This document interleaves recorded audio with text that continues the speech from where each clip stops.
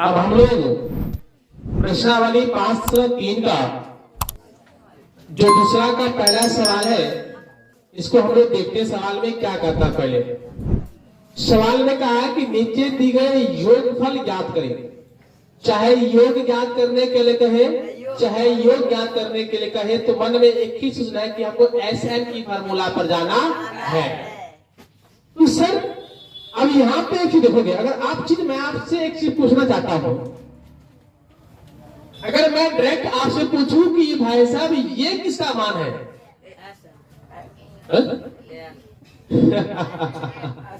यहाँ सोचने की बात है, क्योंकि आपका तो 5 में एक आदत लग गया है कि सर वहां या पद लगा हो तो n का मान, और वहां और पद न लगा हो तो an का मान।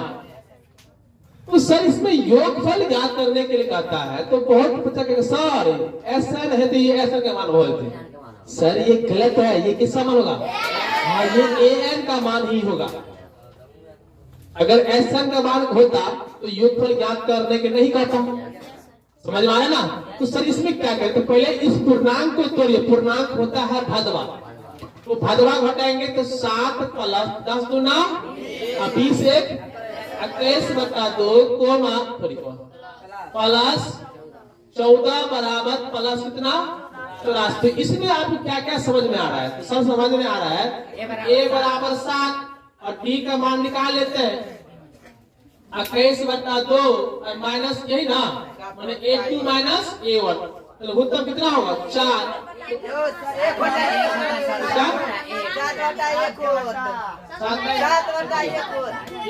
a2 हो गया 21 कितना 2 और माइनस कितना बटा में करेंगे 1, तो उत्तर मेरा कितना हुआ 2। तो 21 माइनस 14 ये कितना होगा मेरा 7/2। ये किसका मान करें? डी का मान। तो चाहिए एन का मान या SN का मान? ये एन का मान। तो हाँ सर ये तो an का मान हो जाएगा। तो an का मान कितना 84। अब सोचिए चीज ध्यान से निकल। अब एक चीज याद करना, अब जो मैं बोल रहा हूं, योगफल जब भी SN ज्ञात करने के लिए कहेगा,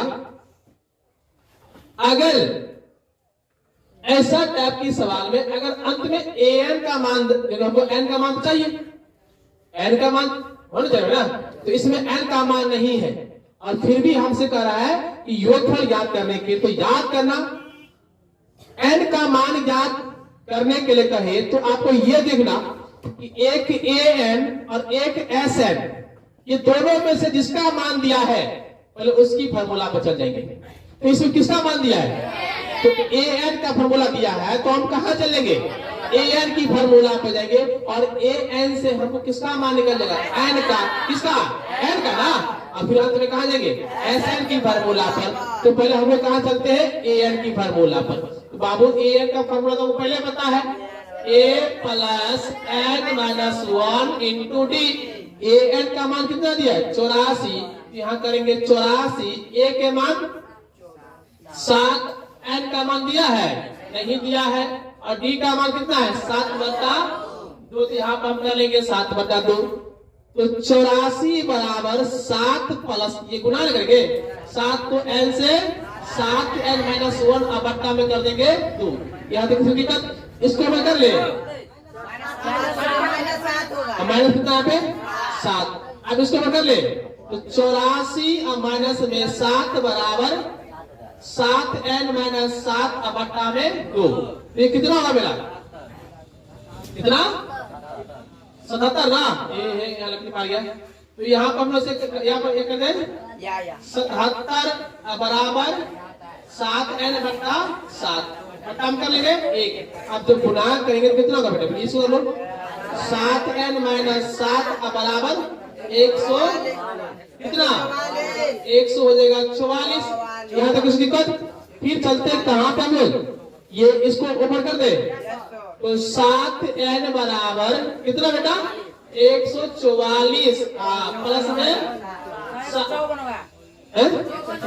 54 होगा।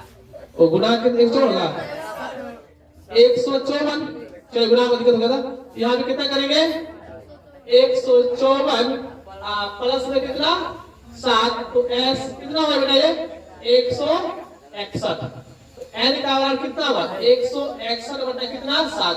अगर हम लोग 7 से भाग देते हैं 1 को तो 7 गुना 14 और 7 दिया 21 कितना हो गया 23। तो काटेंगे कितना होगा ये 23 होगा। तो एन का मान क्या आ गया 23। किसी को दिक्कत?